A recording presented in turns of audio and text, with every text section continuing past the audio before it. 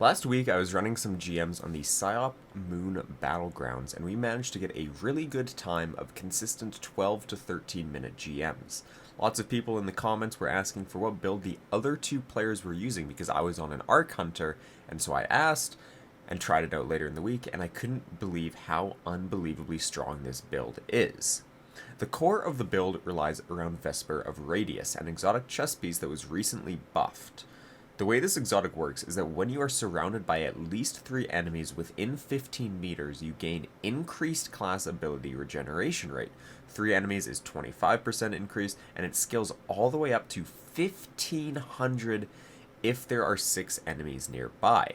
Additionally, 1 second after you cast your rift and every 5 seconds afterwards, your rift will create an arc shockwave that deals damage, knocks enemies back, and also blinds the enemies if you're on an arc subclass. Enemies that are killed by these shockwaves explode, and these explosions also blind targets. So because we're getting our class ability energy back so quickly, we can build our armor mods around giving us abilities when we use our class ability.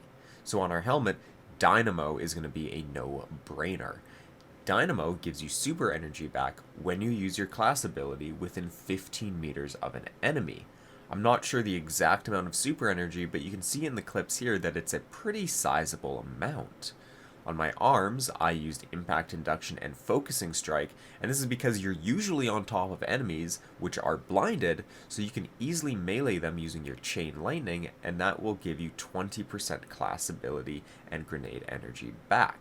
You could swap this out for something like Bolstering Detonation to give you 25% class ability energy back on grenade damage if you wanted, but I preferred the melee ones because my melee is honestly pretty useless, so I've pretty much always got it up. On your chest piece, most of your damage output actually comes from your abilities, so we don't really need reserve mods. And we're running double special, so heavy ammo usually isn't an issue in the first place, so resist mods are the best. Depending on what activity you're running, you can run any combination of these. This season's GMs have their arc threat, so arc or harmonic resistance is going to be good. Concussive is always a great choice. If you're running something with a lot of solar damage, you could swap something out for solar, or even void if there's a lot of void damage. So just pick your resist mods based on the activity that you're running. On your legs, I run Recuperation, Absolution, and Arc Scavenger. Again, these can be changed for whatever you want. I like Recuperation for health when I get an orb, and I'll discuss how we're creating orbs later. Scav for more heavy for the large targets. And then I chose Absolution for the 5% grenade, melee, and class ability regen, but you could opt out for either Innervation or Invigoration if you find you're missing your grenade or melee more than others, but I don't know why you would use your melee one in the first place. I don't recommend Insulation because you need 2 mods to match Absolution in terms of class ability regen, so it's just not worth it.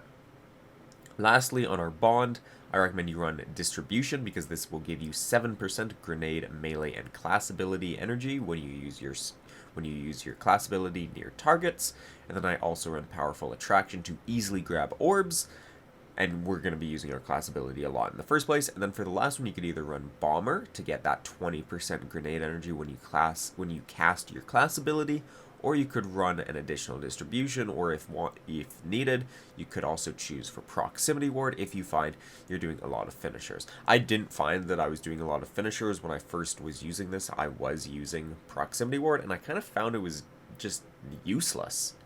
So I like Bomber here the most because this will let me get more grenades, spawn more ionic traces to get my abilities back even quicker. In terms of subclass setup, this is probably the best subclass setup that you can have. You're going to want Pulse Nades with Electrostatic Mind and Arc Soul as your aspects, and then for melee, I liked the Chain Lightning to easily melee enemies on top of me, jolting them. In terms of fragments, this is what I recommend. Resistance is basically a must, because it gives you a free 25% damage resist. Shock will give your grenades a jolt and intrinsic overload as a result. Amplitude will create an orb of power when you kill 2 enemies decently quickly while amplified, but this has a 10-second cooldown. And then the 4th fragment is your choice between Ions and Magnitude, or you could run something else, but I think those are the best 2. I prefer Ions to create those ionic traces. when you kill jolted targets. And I know pulse nades create ionic traces, yeah, but I just like the ionic traces. I do. So I would recommend that. For stats to focus, resilience should always be number 1 because we're playing PvE, and then you want to focus recovery and discipline next to get your class ability and grenade regeneration back even quicker. For weapons to run, your primary slot should be Arbalist, secondary should be a glaive, and then a heavy of your choice. If you're really worried about ad clear, you could run a machine gun, but if you're confident in your ad clearing abilities, which with this build, most of your ad clear comes from abilities anyway, a linear fusion such as Storm Chaser, Tarantula, or Sail Spy goes crazy. And the reason why I recommend those 3 is because those 3 are arc, and you're most likely going to be using this in a GM where there's arc surge going on. I know not everyone likes glaives, but they are one of the best weapons to use in GM Nightfalls due to the amount of survivability they give with their shield block. You can take so much nonsense with them, it's unreal. Savathun's lightning attack in PsiOps, you literally take 0 damage. The solar orbs in Proving Grounds, they just don't exist. In Season 2, glaives are intrinsic unstoppable, which means you're not required to stare at a champion just beaming you for 1 second to stun it with your hand cannon. Glaives are instant stuns. This means with this build as well, you can stun all 3 champion types. Overload with your jolting abilities, barrier with Arbalist, and unstoppables with glaive, or Vesper if you're a psychopath.